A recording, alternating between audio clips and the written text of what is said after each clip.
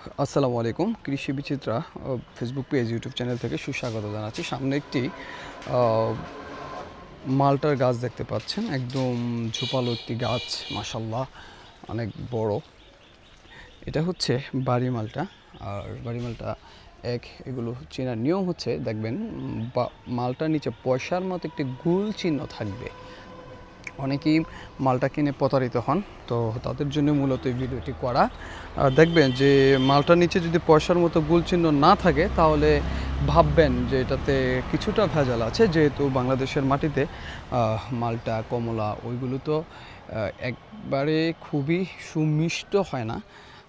যে বা যারাই বলুক যে খুবই মিষ্টি হয়, যেটা আমরা বাইরের থেকে ইনপুট করি, ওই রকম না হলেও প্রায় খাবারের উপযুক্ত কাছাকাছি এই মালটাগুলো আলহামদুলিল্লাহ খাওয়া যায়। আমি এখনও খাচ্ছি, এই মালটাগুলো খাওয়া যায় মোটামুটি আলহামদুলিল্লাহ, ভালো টেস্ট। বাজারের ওই ফলের দামের তুলনায় কিংবা পুষ্টিগুণের দিক থেকে তো সমানই, কিন্তু স্বাদের দিক থেকে ওইটা একটু বেশি হয়। তবে এটা আলহামদুলিল্লাহ ভালো, খারাপ না।